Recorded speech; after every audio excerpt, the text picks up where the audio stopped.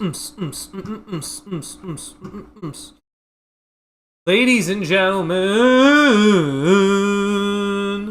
Philip White is back with Primetime Free Refill. Primetime with Taff and Phil's Free Refill. It's episode 25. Number 25. You know what's funnier than...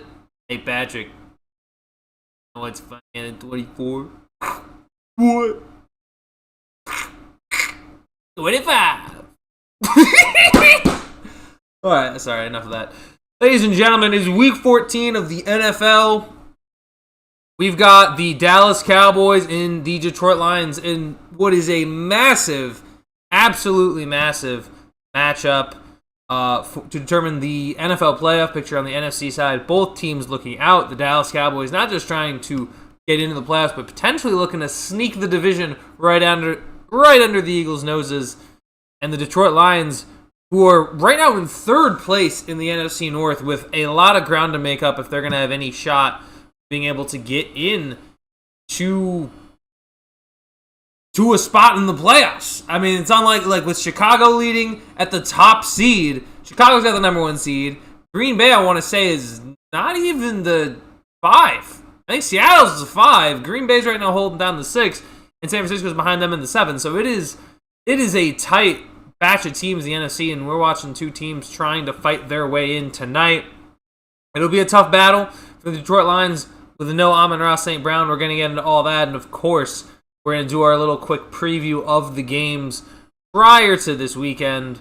We'll give you my take on all of them, and we'll get rolling. For a lot of you, I'm sure it's the last week of the regular season fantasy football. I know it is for me, and I'm cooked in 2 out of 3. And then, I don't know if you guys know this, maybe it's just settings-wise. For whatever reason, I've got a small 8-man, and they've never run it before, so I'm just kind of along for the ride. I'm the 1 seed right now, and I'm kind of annoyed because it's week 14, and I have both McCaffrey and Dowdle, and they're both on bye week. Can you imagine? Can you imagine having both 2 of your best players just on bye, right start of the playoffs? I mean, it's an 8-man. It's like, obviously I have other good players, but, you know, I mean, actually, Dowdle's probably not my best. It would be like Rashee Rice, but that's besides the point. I mean, that's wild stuff. That's BS, mate. That's ridiculous. Anyway, I'm just setting up the little tier list because I'm a little bit behind. I've had a lot of stuff to get going on today. But I gotta say, this is gonna be, I'll just start kind of as I'm typing this. I've got, first off, box of shame. Let's start with that. The LA Clippers releasing Chris Paul is some of the most dastardly diabolical things I've ever seen in my life. It's just evil. It's so evil on so many levels. Like, when you talk about the Clippers, just in general, when thinking about the LA Clippers and thinking about who this team is, I gotta say, that's so disrespectful. So, I'm gonna be honest, I think Chris Paul is probably the most iconic Clippers play. Who's the most iconic Clipper? Like, is there a Clipper that's more iconic than Chris Paul? I really don't. I really don't think there's more of a player that if I said Clippers, like, I feel like that's your go-to. It's Chris Paul. And to just let him, like, to not even give him the benefit of just having, like, a retirement season when you're already gonna be trash anyway is so ridiculous. It's vile stuff. You're going to be bad. Let Chris Paul just play. And you're going to disrespect him by cutting him? Who are you going to fill that roster spot with? Me? I'm going to be out there? I'm going to go out and hoop? No, I ain't. I'm getting Chris Paul's job back. I mean, to me, it's another example of how much the Clippers are just 100% laughing stock. Like, by far. Like, are they even honestly, here's a real question. Are they a top 5 team in LA? Are they a top 5 LA team? No. Nobody, like, the Rams have done more in Los Angeles since they returned than the Clippers have in their entire history. Like, dude, come on. In terms of LA teams, terrible. Dastardly. I mean, how can you even? That's hurt. That's like so many levels of disrespect to one of the best NBA players of all time. I mean, you're not ranking him in like top 10, but when you talk about a big part of the league for over a decade, longer, like 2 decades, nearly 2 decades of Chris Paul, and you just didn't disrespect him like that. Okay, like that's gonna make players want to come play for you, right? That's gonna make young guys want to get drafted you. You're gonna disrespect one of your greatest franchise players. Okay, let's see how that works. Because you see how LA treats their stars. Even guys who weren't even drafted there, like they'll take anybody. Look at anyone good.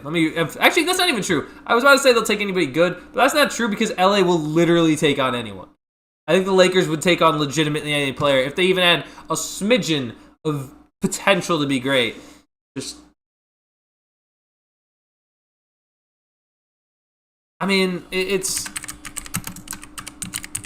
ridiculous. It doesn't even make any sense to me. I mean, like, it just makes me upset. It should make you upset. Like, I don't understand where the sentiment comes from for LA to even make a move like that. It's evil, and they should feel evil. It's wrong. Wrong is what they did. I'm just setting this up so I can just talk. It disappoints me.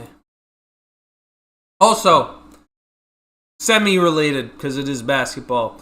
Every year around this time, I just like to have, like, you know, around Christmas, I don't ask for a lot of things. One thing I'm always asking for is a jersey team. This year, I'm going to be real, I don't think I want a single Steelers player this year because this team has annoyed me so much. But right now, Suns are making me feel pretty good. I'm going to be honest. I'm thinking about getting niche with it and getting a Colin. It's not even, like, I don't even argue. I mean, in the Suns community, it's certainly not niche, but I might have to get me a Colin Gillespie jersey.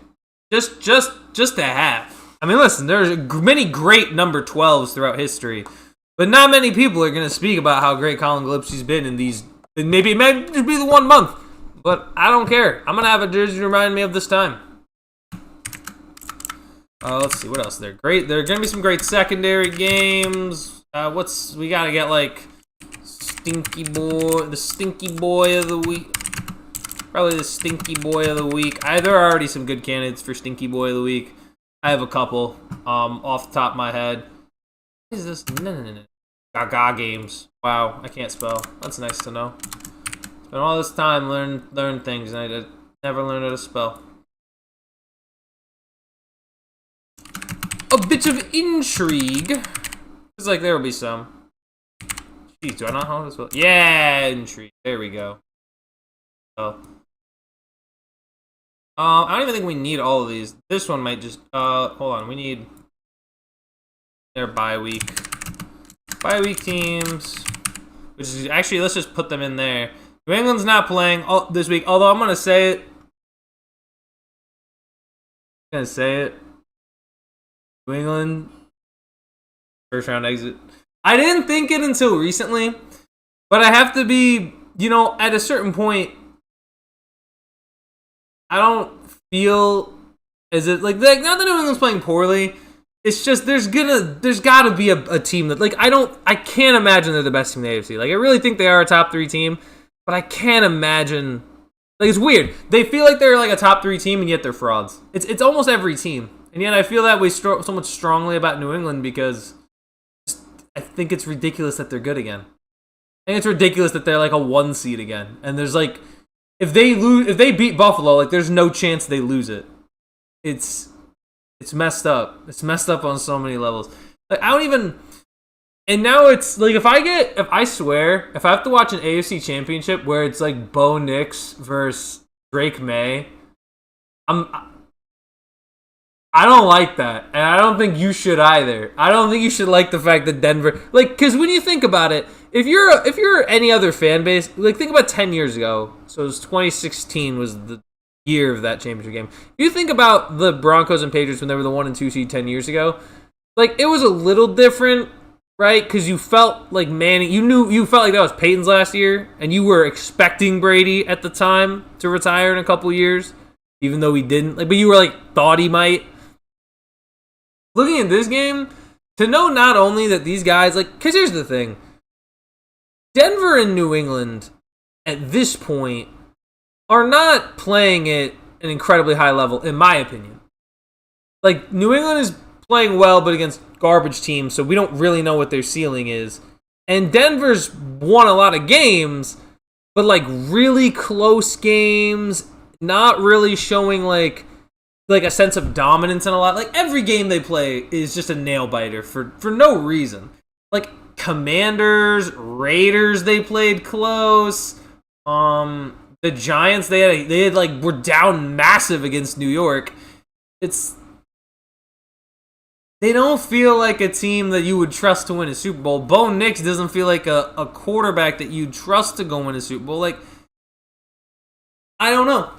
Like, the quarterback that I think I would trust the most in these playoffs is who? Josh Allen? Because it's not, I'll tell you who it's not. It's not Trevor Lawrence. I don't think it's Bo Nix. If you look strictly at the AFC side, do we really trust Man? The man who's, it's been like, it's his 6th season in the league now. Hasn't won a playoff game. If he doesn't do it this year, at what point, right? I don't know. It just doesn't make sense. Anyway, hold on. I gotta get back to this. So, New England's in bye week. Hold on. We had a bit of injury. You have to change these, though. I'll say yucky. Yucky, but could be worse.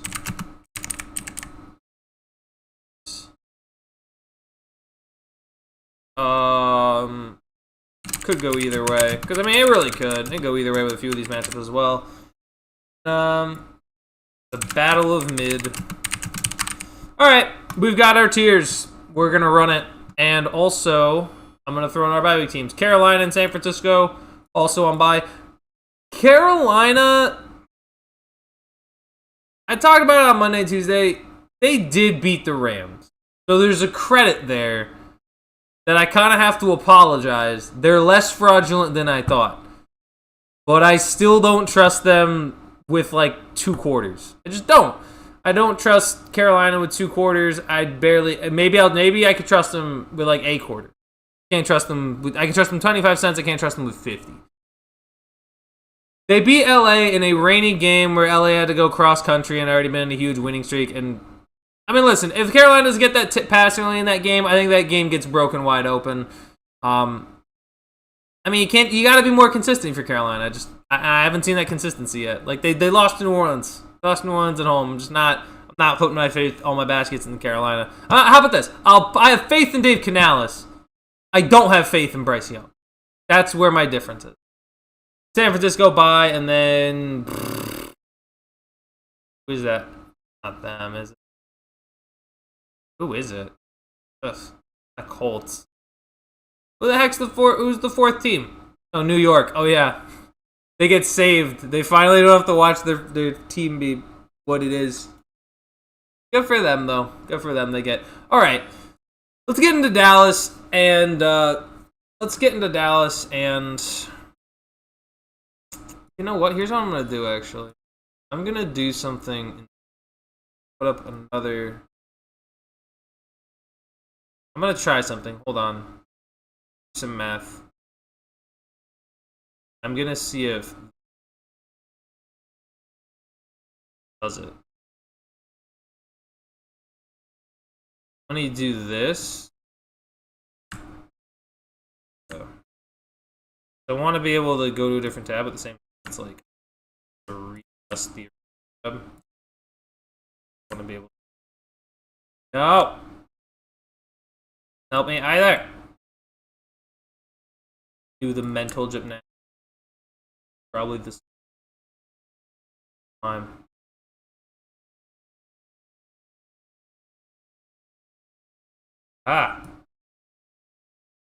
Here we go. Boom. In fact, I didn't really need this part.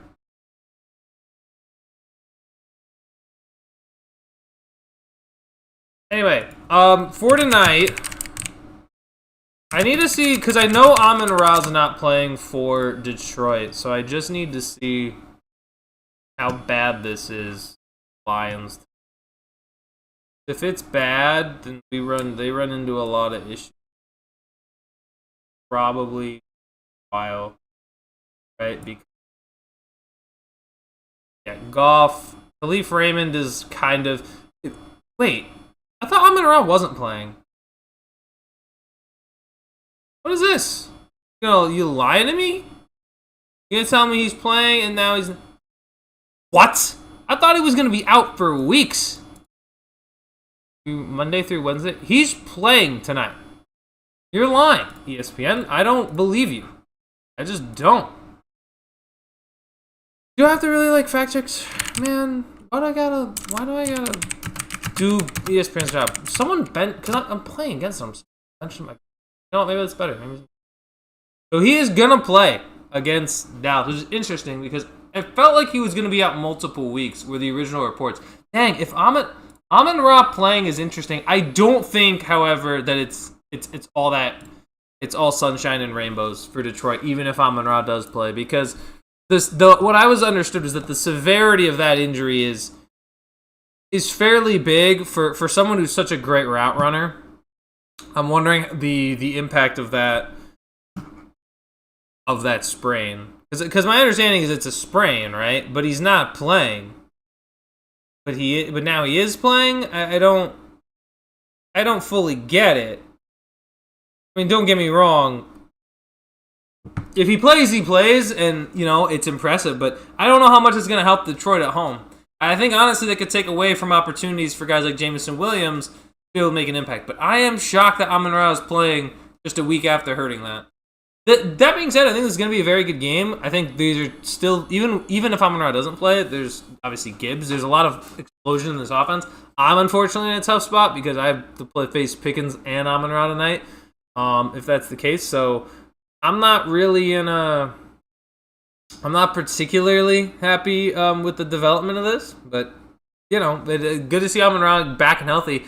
I just wonder if you're Detroit, right, who, A, has not been healthy all year, but also B is in a tough position because their defense sucks normally. So if you're Jared Goff and company, it's weird that even if Amon-Ra plays, I just don't know how you're going to keep up with Pickens and CeeDee Lamb constantly. Because if Amon-Ra plays, if he's playing tonight, and the fact that he's playing tells me, one, yes, it's good that he's out there, but two, he's not at 100%. I don't think you have a ankle injury that's reported that you're out multiple weeks, and now all of a sudden it's, you're playing tonight. He was listed as questionable, now all of a sudden it's gone within an hour. We have an hour of kickoff, and he hasn't really practiced much during the week. I think it sets up poorly, unfortunately, for Detroit to be having St. Brown go tonight. And I think it's going to ultimately take away from other players to make plays against a Dallas defense that's actually played better since the addition of Quinn Williams. I mean, that's been the headline. That they're surging, that they are 3-0 since adding Quinn Williams to the defense. To me, I don't think having Amon-Ra rush back to his injury is going to be beneficial to Detroit. And I think in a game that's going to need to be not necessarily pass heavy, but you need to be scoring consistently. Because seeing what Dallas has done, it's unbelievable to see the turnaround in their offense. That's a crazy username, by the way. That's a wild username. Hamas Hitler is in the chat. That's a wild one right there. And it says, as a Steelers fan from the UK, thoughts on the Steelers releasing Johnny Unitas and him going to our hated rivals Baltimore, and what can the Steelers do season around? Listen, I'll say this. I'll say the Johnny Unitas stuff was ages ago, but that's still I wasn't there for that, but I can imagine because we had something similar actually. Cause or did we also have both? Oh wait, no, we did this twice because there was Bobby Lane too. There was Bobby Lane. Was it Bobby Lane for us played and then went to Detroit? There were a couple old quarterbacks we had that ended up being Hall of Famers for their time, then didn't get to play in Pittsburgh, and then we ended up obviously with Terry Bradshaw and one in the 70s. But I'm gonna be honest, in terms of then, I don't know, man. I can't time travel back and change the past, unfortunately, to get Johnny Unitas back in Pittsburgh. In terms of this season, It's the 6-7 bowl. I'm gonna do that real quick and talk about that.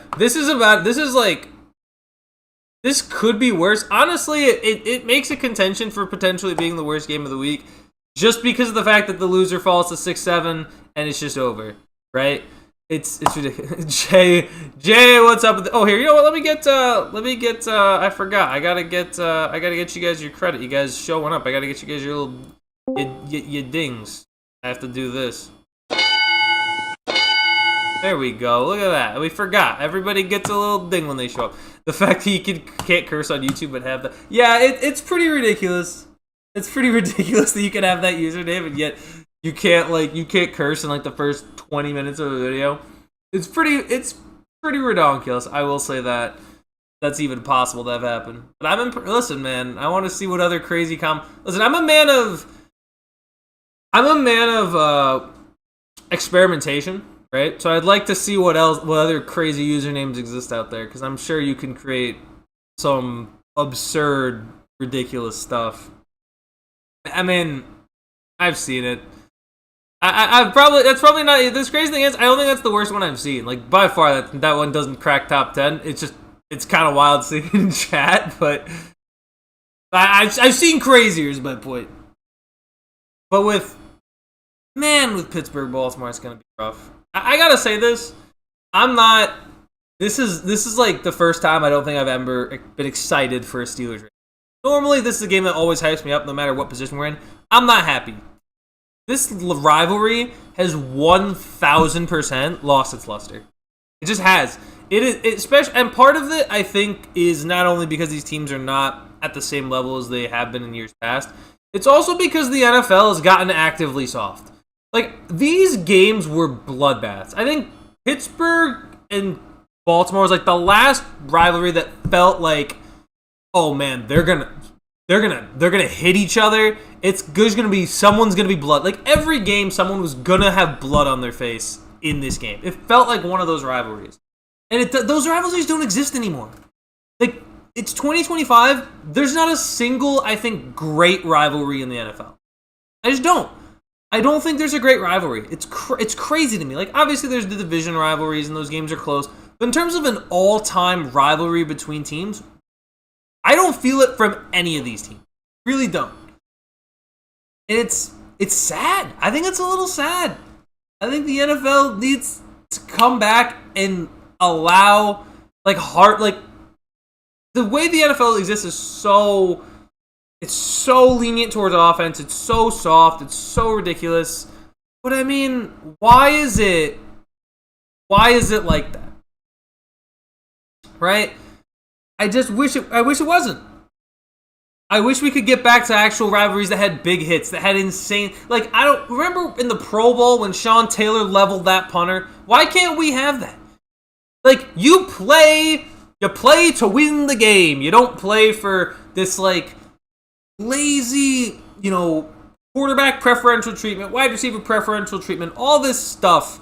And I think, hopefully, with the whole crap where it's like quarterbacks trying to stay in bounds and then just get out of bounds and get hit late to get a flag, hopefully that stops. I know the league said they're going to crack down on that. I kind of don't believe them. I don't believe the league in anything it usually says.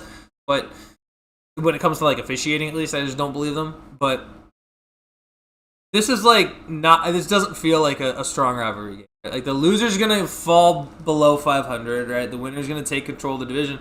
Like, nobody sees these teams making a deep run. They're just, Baltimore's had their struggles all year, and Pittsburgh has just been mediocre for probably since I was in high school. Probably since I was in, like, middle of high school, which is, I finished high school, I finished college, I have, like, a 9-to-5 now, and it's this ridiculous, whatever. It's not going to be, I think it's going to be it's going to be like a 10-6 game. That's my prediction. This game's like 10-6. I don't know who wins it. I don't even want to pick who wins this game right now. It's absurd. Don't. Mazda Hitler says, that is my point. The YouTube censorship is crazy. The lad wants to curse being a fan of the Steelers, but nobody, YouTube won't let him. Dude, Double H, I'm calling you Double H, man. I just gotta call you Double H at this point. I feel I tell you, Monday was an absurd crash out. The fact that I couldn't curse on a Monday, man, after that Sunday, I needed it. And I need YouTube sent. You know what? The NFL's gone soft. YouTube's gone soft. Like, guys, we need to rally. We need to allow for, like, you know, you should be able to curse if you're angry, and you should be able to hit people hard in a sport that requires contact. This whole idea of protect the court, like, you're gonna get dudes have gotten hurt. Was it Dolphins lineman? It wasn't Bradley Chubb, but I think it was someone else.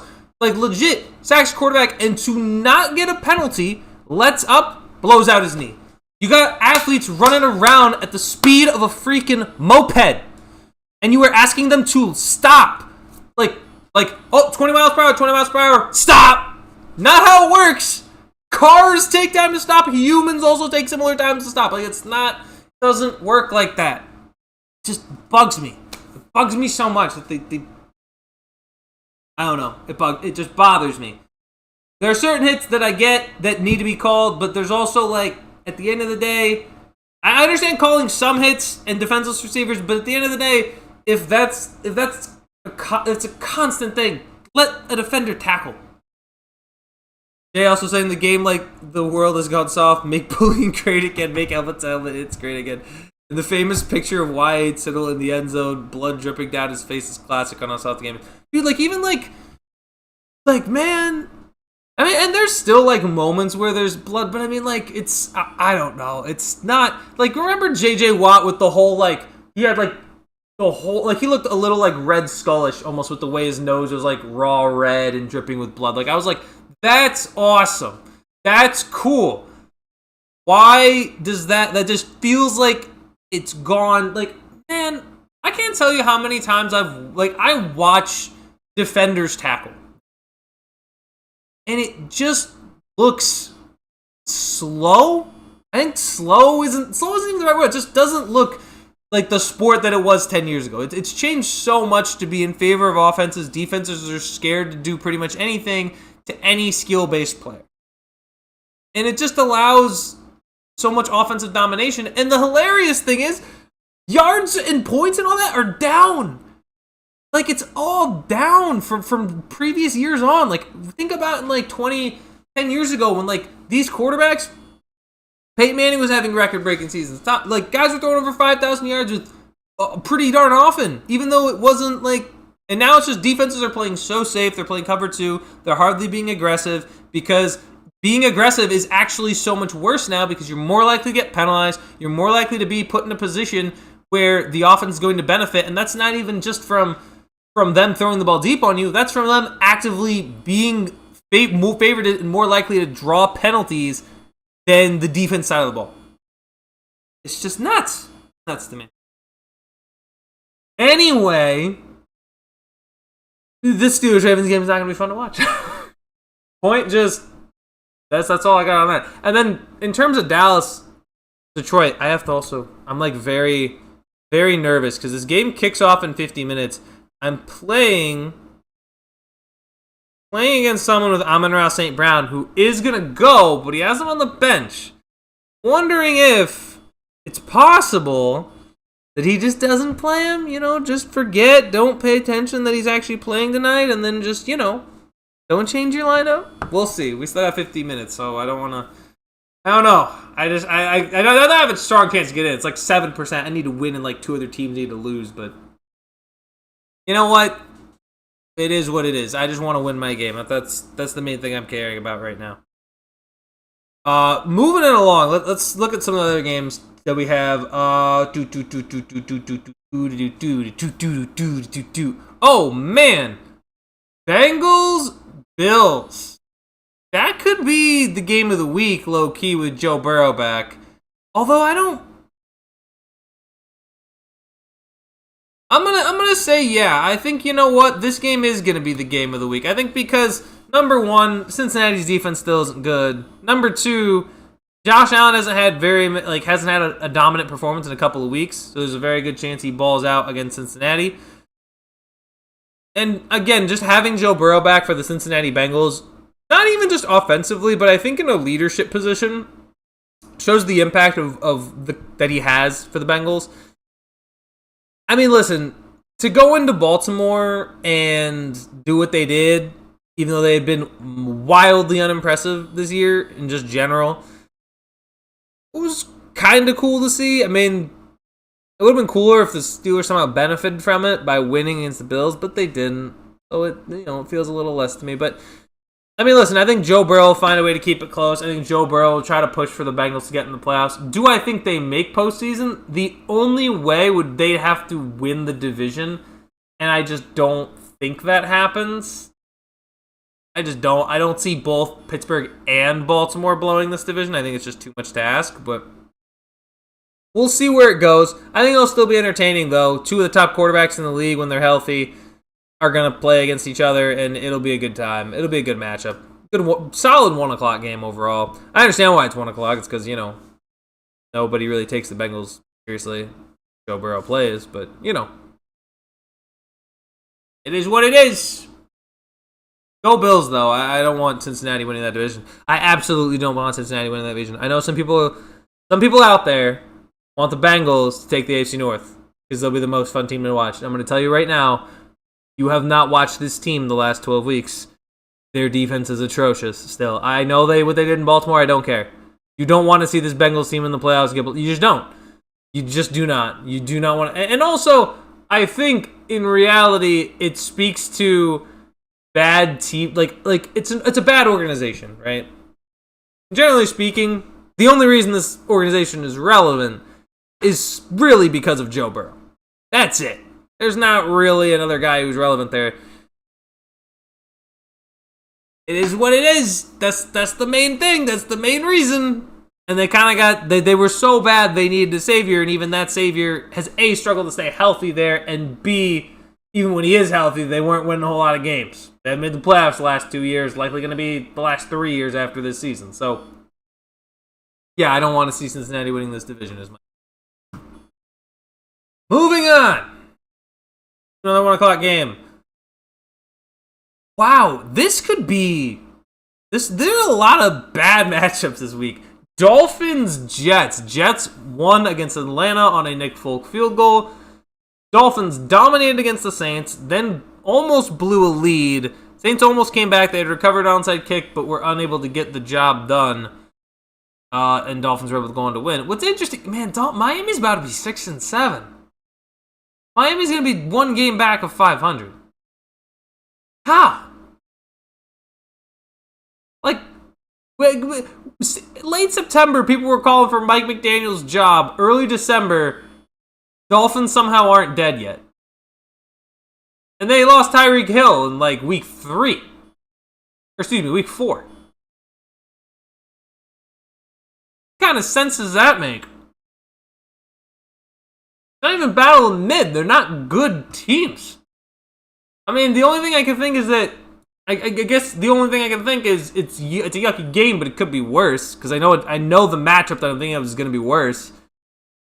But my gosh, how Miami is the only reason I think Miami is staying afloat is maybe just because they're named after a water creature. That's it. Jets look solid with Tyrod Taylor, though. Adonai Mitchell had a little bit of his breakout game after struggling the last time we saw him. This is yuck, dude. Just I hope Breece Hall better have a whale of a game, though. That's all I'm gonna say. Why?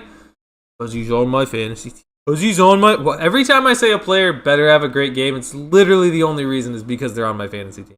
No other reason. Not for the game to be entertaining, not because I need this offense to be watchable. No, you just need to score me fantasy. You have one job, Breece Hall. You have one job. You can get a half moon cookie if you score 100 fantasy points one game. I wonder if anyone will ever do that. I mean, probably in inflated leagues definitely happen, but in terms of a standard league, what would need to happen to get 100 total fantasy points?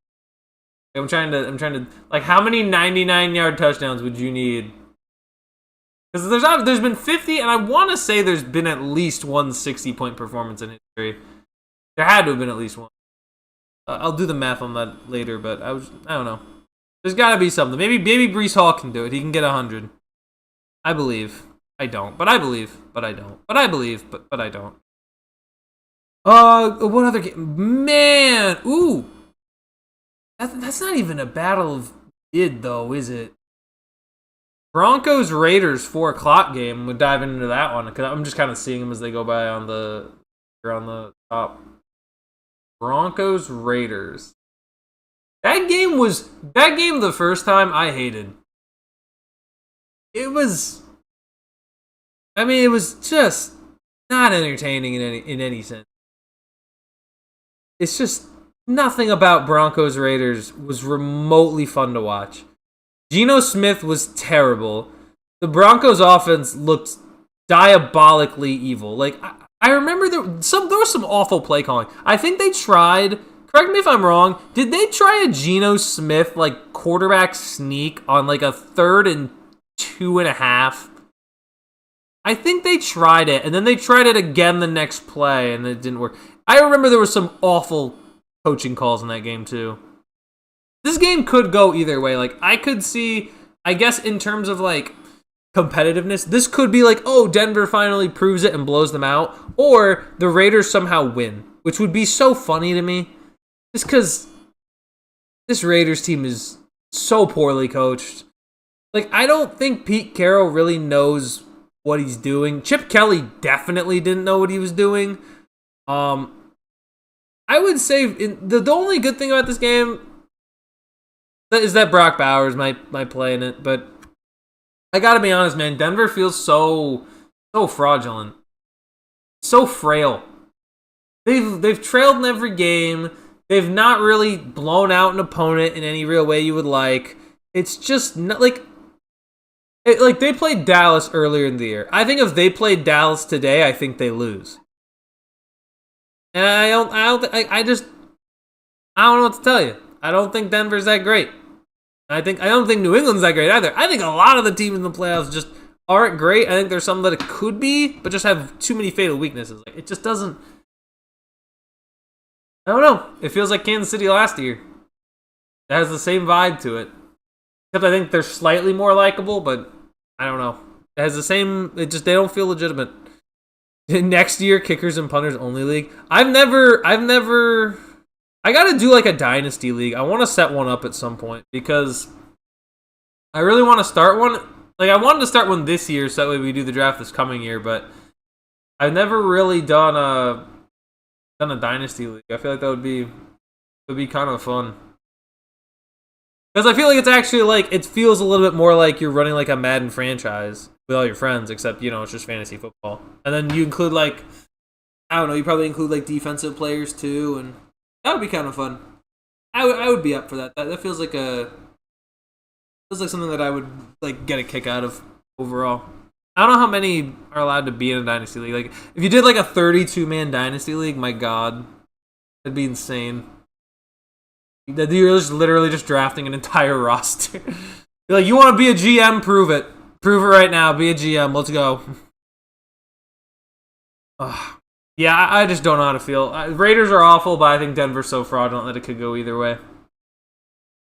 Next on the list. I see it. The Stinky Boy. Welcome to the Stinky Boy. It's Titans-Browns. Is not arguable. Listen, I think this is... a couple things. I think number one, this could very easily be the game where Myles Garrett gets the sack record. I think he's at 19 right now. He would need... 4? Yeah, probably going to happen against the Titans. But I would also say, like, when I look at, like, what was, I guess he kind of did. Myles Garrett's, like, I honestly, this is how I feel about Myles Garrett. This to me is his first real Defensive Player of the Year award because he's been absolutely dominant. The fact that he had one before this, though, bothers me because it definitely shouldn't have been his. I don't care how many people say, oh no, he was great. Dude, he wasn't even top 5 in sacks. I don't think you can win Defensive Player of the Year if you're not top 5 in sacks. I mean, I don't think he should have gotten it the first time. He'll definitely, like, there's no competition. It's his this year. But I gotta tell you, man, he definitely shouldn't have gotten it last time. That's all I got on that. But yeah, this is gonna be a slop fest because Cam Ward's gonna have to play against Myles Garrett in that defense, and Shedeur Sanders is still another rookie who is just not exceptional. Like in the mind of someone who's going into this year, like, you're like, oh my God, it's going to be Shedeur versus Cam Ward. It's going to be a crazy... No. Like, they're both... I'm going to be honest. If Jackson Dart can't get it together with his head injuries, there might not be a good quarterback from this class. There might not be a guy. Because, like, I think Jackson Dart is probably the best one so far.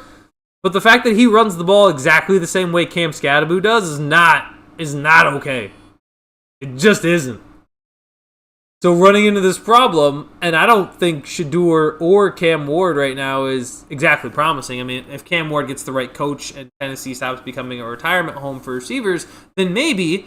But that has not been the case this year, and I don't know who's going to get hired to change it because Tennessee did the bonehead move of firing Mike Vrabel and letting go of Derrick Henry and trading away A.J. Brown. Like, Tennessee is solely responsible for those teams being good. Like, think about it. They let Baltimore get better, they let Philly get better, and they let New England get better. I blame Tennessee for the why New England's so good right now. I think Drake May's solid, but I don't think it'd be nearly as good if it wasn't for Mike Vrabel. Thank you, Tennessee. Thank you, Tennessee, for allowing this. It's why. Why did New England have to be good again? They didn't have to be. They could have waited another 20 years. I would have been so fine if New England was awful for the next 20 years. I would have been peachy. I would have been sipping on gin and juice. I would have been sipping away margaritas every single day if New England was bad for this year, for this next 20 years. But now they are. They're good again. All because the Titans had to fire Mike Vrabel. Hire a Ryan Callahan.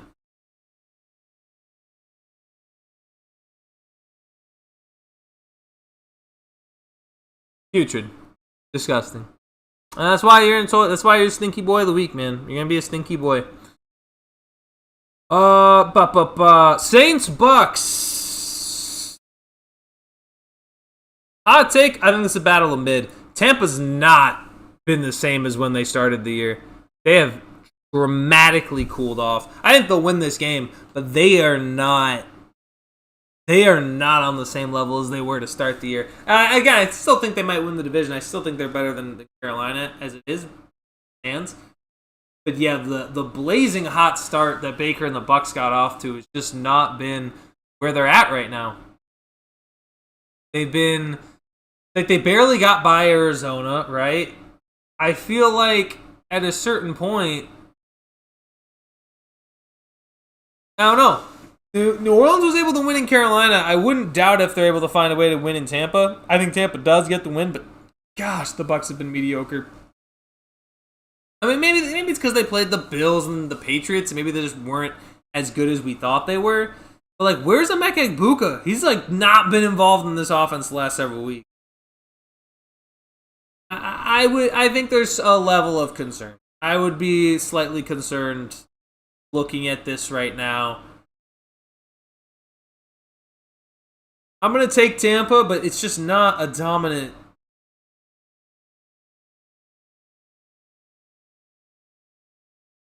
First down, maybe. Second's a prayer. Third down, Shedeur drives go nowhere. Yeah, I can't with Shedeur. And I've said this multiple times, so I'll be quick with it. Shedeur is to Cleveland what Allen Iverson was to Shedeur is to the Browns what Allen Iverson was for the 76ers. The influence that this man has on white children is insane.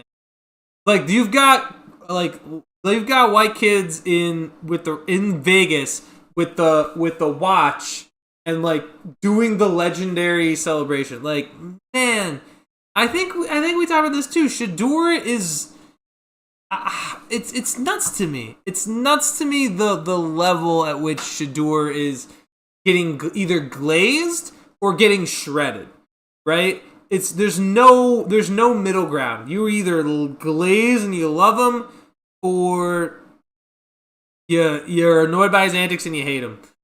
I think the reality is that he's a rookie, but at a certain point, like, he's a rookie. He still fell to the 5th round.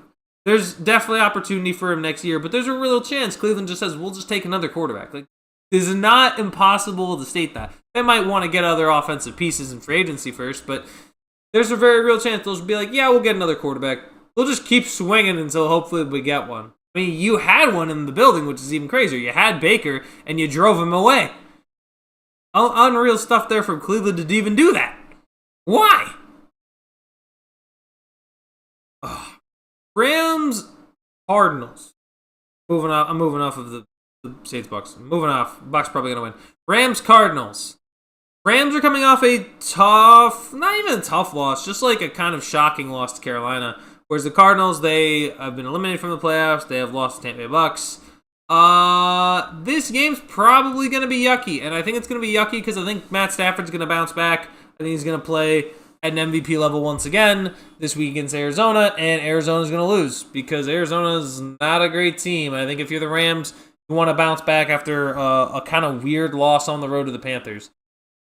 So, and I mean, listen, Arizona's got absolutely nothing to play for at this point. They're 3-9. Jacoby Brissett's, I think, been better than what people would have thought as a starter. So I owe him some credit there. At the same time, Arizona's still not good.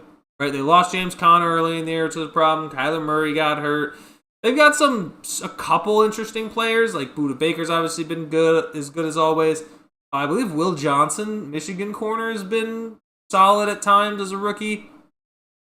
I just don't think there's enough here to win. Like, they played Jacksonville tough, but I think Rams are just on a whole other level. I think they're going to be on the Cardinals.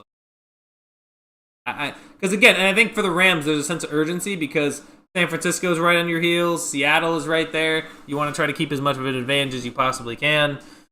I think they have to beat the Arizona Cardinals. They have a choice. You lose the Cardinals, I'm like, heck. Primetime presents a vlog documentary where Phil develops himself into a quarterback to try out for the Cleveland Browns. Is that what I do? Do I just spend the whole offseason and try to play for the Browns? I feel like I would just throw, though. Like, not throw the ball, but, like, just throw for it. Like, I don't want them winning. I don't. Listen, I've seen Cleveland be so bad for so long. If I saw them be good, I can't. Because, listen, I've got a lot of gripes. I don't even have gripes with Cleveland. I know they beat us in that one playoff game during, like, the COVID year. I don't even have gripes with them for that. That's, like, a whole Mike Tomlin thing for me as to who I blame for that loss. But I don't want... I think if Shedeur would work... Like, let's say Shedeur turns out to be, like, a top 18 quarterback in the league by, like, at a certain point. The league is so absolutely divided on if he's good or bad. Like every talk show, like every week is going to be about him. Right? It's going to be basically like Shadeur's going to be like. Remember when Skip Bayless tweeted like Johnny Manziel is going to be bigger in the city of Cleveland than his friend LeBron James ever was. Like Shedeur might actually not like bigger even as like a player, but bigger as like a talking point. Because the difference is LeBron came in and was his legacy. Shadeur's like an imprint of other players who remember Dion as great, and now that's imprinted on Shedeur combined with the fact that Shedeur is his own individual that's playing quarterback for the Cleveland. It would just be a mess. It would be a mess of the entire media. Shedeur, let me say this. Shedeur, the only thing that Shedeur can't be is, like, for media landscape to not be insane, is be mediocre. Like, be, like, in the 13 to 18 range. Because if he's, like, one of the best QBs in the league, or, like, actually, no, I take it back. He can't be, like, anywhere from, like, the 11th best quarterback to the 19th best quarterback. Because then the discussion about him is so split and toxic. They're like, he's so overrated. They're like, no, he's underrated. He's so good. But, like, think about how people talk about, like, Jared Goff, but, like, 100 times more toxic. Because, like, people don't really argue about Jared Goff's how good he is. Like, if Jared Goff were controversial and his dad was, like, Richard Sherman. Like that. Or no, not Richard Sherman. Like, Eric Dickerson or something like that. Like, something absurd. Or O.J. Simpson, or something even more insane. Like, it keeps getting to an insane level. I don't know what's gonna happen, but I am very interested to see what the dialect is gonna be moving forward. with Cleveland and Shedeur. What else we have? Let's go to is it Seahawks at Falcons? I think it's Seahawks at Falcons, I believe is correct. Did it change? Oh. Okay. Hold on. We go. Or no, just go week 14. Why am I even looking up the one matchup? I can just get them all. Oh, no. Why it's not just showing it to me on the... Yeah, okay, so it's Seattle at Atlanta. That's also a game that I think could go either way. I don't think it's that incredibly intriguing. The only reason is because I want to buy into Seattle, but it's so hard. It's the Sam Darnold effect. It's so hard to buy into a Seahawks team. Goff rocking a Trump hat controversial at this point. I'd rock one to troll fans. I don't even remember Goff rocking one. That's crazy. I know that Amon-Ra's family has been a support of the Trump family, but I don't know where Goff stands. All I know is that I like it when he dresses up as Willy Wonka. Jared Goff actually has some banging for a white quarterback. He has some banging Halloween costume. He knows how to pull up in the fit and make it fun. Fun guy. I'd have a beer with Jared Goff. I'd have a few beers. That's like if we were to do like the quarterback beer list ranking. He's I think a lot of people wouldn't. They wouldn't say as they would. I would have a night with Jared Goff. We'd go out. We'd each get like a ribeye or something. We'd get some good food. We'd have a few brewskis. A few Teddy brewskis. Little Ted reference there. I'd have fun with Jared Goff. 100%. Oh, I actually have something to show before the end of the stream, so remind me that I need to show you guys, because I'd have to go upstairs to go grab it, but I have something really cool to show off. Next up. Oh, wait, no, we haven't talked Seattle, Atlanta. Kirk Cousins is playing, so it's like, okay. Probably going to be tough, especially against that Seattle defense, to do much. I don't know if Drake London's good to go. I just don't buy into... the whole Seahawks Atlanta thing. I think Seattle should win, but I think there's a chance that Atlanta somehow does like Bijan pulls a Bijan and Atlanta finds a way to win. But Bijan pulled a Bijan versus the Jets and they couldn't win there. So this should be a Seahawks victory. But they also were playing Max Brosner last week, and as bad as Kirk Cousins has been, he's much better than Max Brosner. Anyway, it's tough. The Papa of Signed Bloody Club.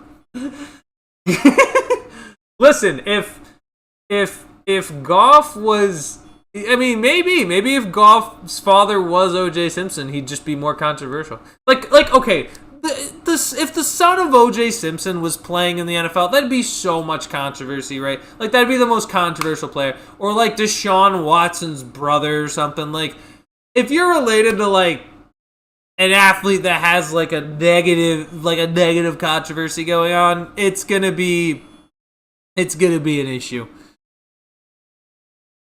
But yeah, I got Seattle. Let's go Minnesota. Is it Vikings? I think Vikings are playing Commanders. Or let's do. I like this one actually. Colts Jags. I actually think that's a very fun secondary to the banger of the week. I said at the start of the year, Jaguars are winning this division, and they're going to win it this one. I think the issue with the Colts right now is that their game plan, especially the last couple weeks, has been not nearly... Like, they forgot who their best player is. It's Jonathan Taylor. It's not Daniel Jones. I understand, and they're asking Daniel Jones to do things on a fractured leg that he's probably not going to be great at doing. And Jacksonville has dominated Indy when Indy goes to their building. Maybe the Colts could come away with it, but I think Jacksonville sets their foot down. I think because I think the expectation is Colts are going to win. Colts should probably win this game. They feel like the better team. I think the Jaguars are going to make a statement, and they're going to win. And Jacoby Myers and Trevor Lawrence starting to get some reps, starting to look good together. So I think the Jacksonville Jaguars could sneak away with the AFC South out of nowhere. It's possible, and Houston's right there too. So it really feels like it's anybody's division right there, which is. It's like the most exciting I think the AFC South has been maybe ever. or at least in the last 10 years. Ooh, I got the Jags though. I think it's gonna be a good one. Colts. No, not. Why did I just say Colts? I literally was about to talk about different. Oh my god. It's Vikings. Commanders at Vikings. This one feels like it's kind of battle in mid, but honestly, I think there's more intrigue to this one because guess who's back? Number 9.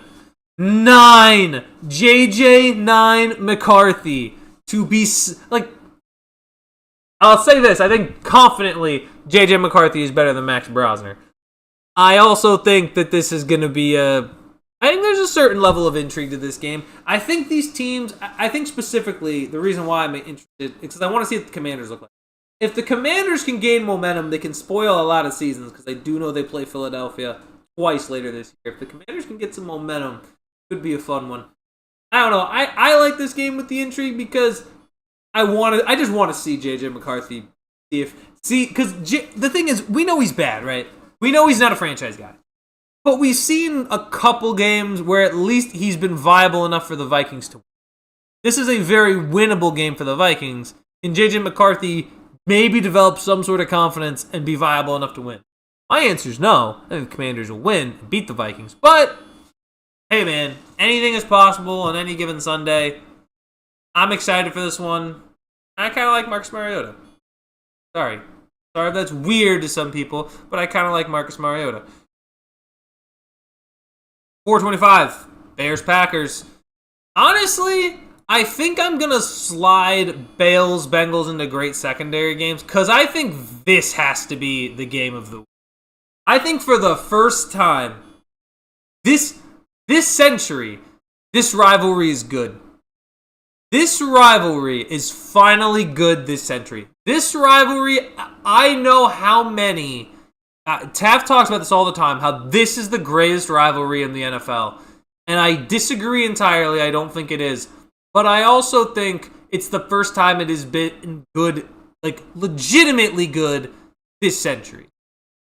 Because, I gotta be honest, this might be, and this is including the NFC Championship game in 2010. This might be the biggest Bears-Packers game in history. Because the Bears are the 1 seed, they have an opportunity to make their mark, and they travel to Green Bay to take on the Packers.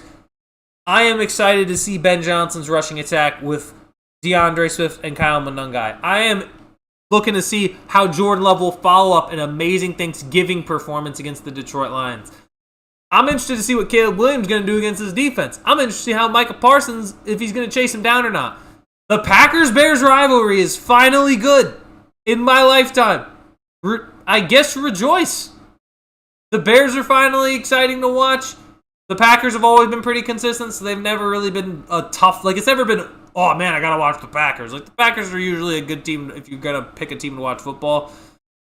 This has all the makings. I mean, this could be...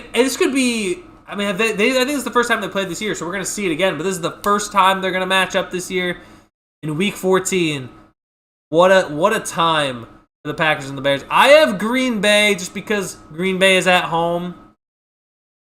And I think ultimately Jordan Love is I know Caleb Williams is exciting and all, but I do think Jordan Love is a little better than Caleb Williams at this point in time.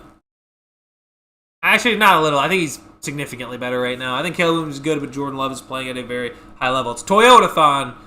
So Jordan Love is cooking. I got the Packers at home against the Chicago Bears.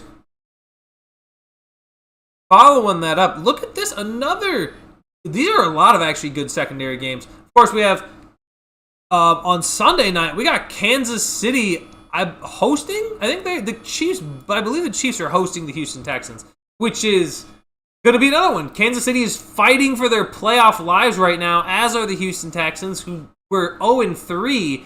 And have won 7 of their last 9 games since. And they were 3-0 with their backup quarterback, Davis Mills. That defense is legitimate.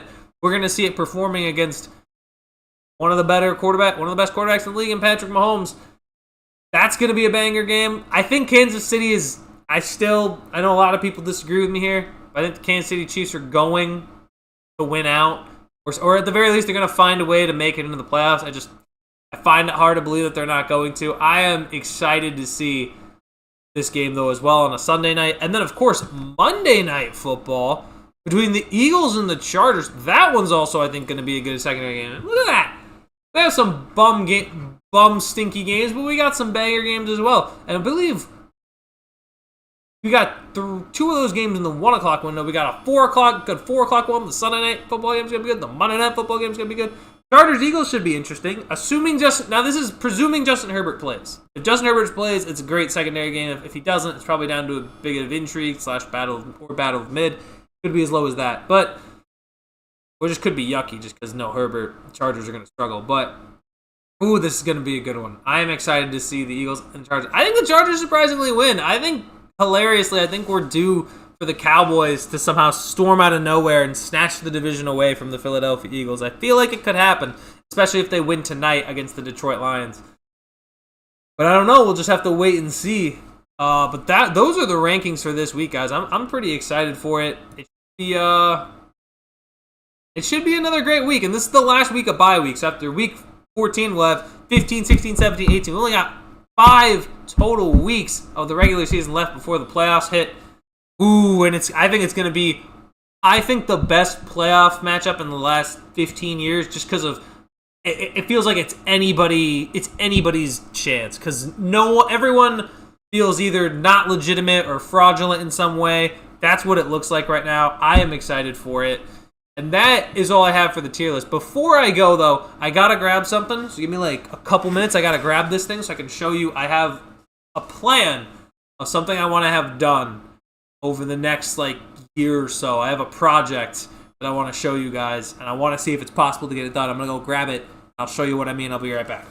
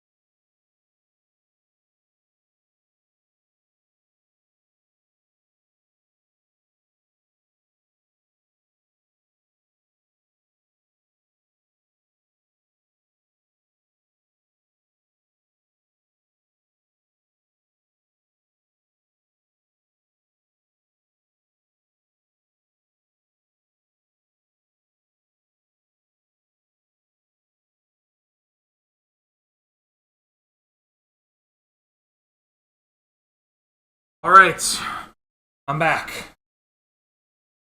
I just saw the Christian Ponder 2.0. Yeah, I don't even know. I'd argue Ponder is better than slightly than JJ McCarthy, but I guess small sample size for McCarthy. This is what I wanted to show you guys. So I got this I think in I want to say 2016, because this is I don't know much about collecting football cards. I just gotten this one time when I was younger. I think I was just ending middle school or just starting high school, and I got this, which is a massive, you see right there, there are 400 cards in this, including 100 rookies. And the plan that I want to have is I want to try. I don't know if it's even possible. I don't know how many of these I can get signed, but that is all the cards right there. I want to see if it is possible to get every single one of these cards signed before I die. Well, also I did say year-long project, so it's not like I'm going to die in a year, but if I could get... And what's crazy is, if I pull out a card right here, look at this. Alshon Jeffrey Bears card, right? It's not, in perfect condition. Set and all that. Yeah, complete set, Jay. If I can get the whole set signed, this was Alshon, this was after... Alshon Jeffrey on the Bears. Dude...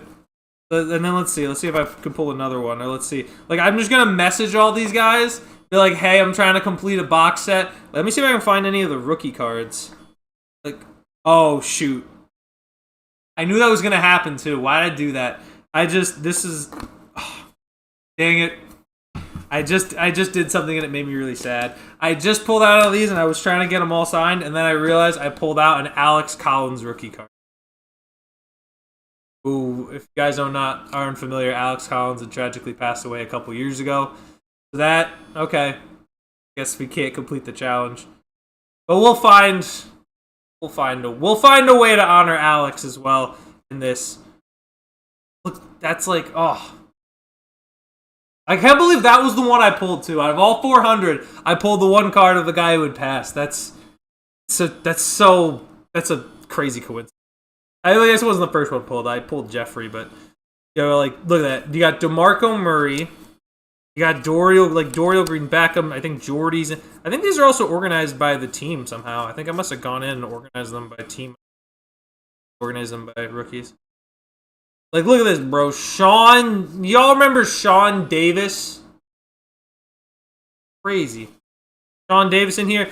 The classic pull for the Titans, Dorial Green Beckham.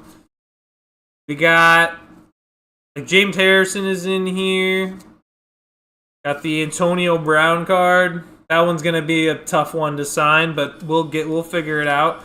Let's see. James Stark's in here. Like, my goodness, it's gonna be, oh my gosh, Charles Tapper. What? That's a wild one. This is gonna be an exciting set, I think, to do though. Overall, my gosh, let me see. So I'm gonna see if I can get as many Marcus Mariota Titans card. I'm gonna see what I can do. I think that's my goal at some point, is to get all of these cards, or as many of them as I can, signed. I think that would be sick if I'm able to get that at some point. Obviously, you know, there's gonna be a couple that we're gonna end up missing, but if I can get the whole set, if I can find, I'm gonna make that I'm gonna start, I think starting after this weekend, starting probably Monday, I'm just gonna start messaging and be like, hey man, I've got this box set, I've got this card. It'd mean a lot to me if you signed it, so I want to see if I can just complete the whole set. I don't know. They're not necessarily in great condition because they were bent a little bit, but they've mostly been sitting in the box, so I figured, what the heck, why not? See if we can get them signed, and be a cool little mini series for the channel. I think it would be fun. Try to get that whole box signed, and then maybe we'll do it with a different box. Maybe we'll grab like an old NBA box and try to get them all signed. But outside of that, that's all I've got for today. I hope y'all have enjoy this weekend.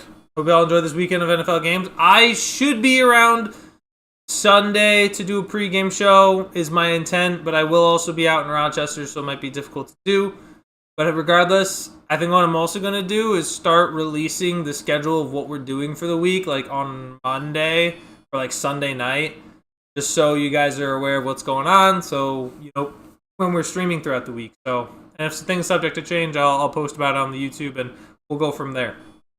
All around, though, guys, I thank you guys for tuning in to another episode of Free Refill. And in the meantime, I will see y'all next time. Thank you guys again, and I will see y'all probably Sunday, or if not Sunday, I'll see you Monday after the games conclude. Y'all have a great one, and I'll see you guys next time. Peace.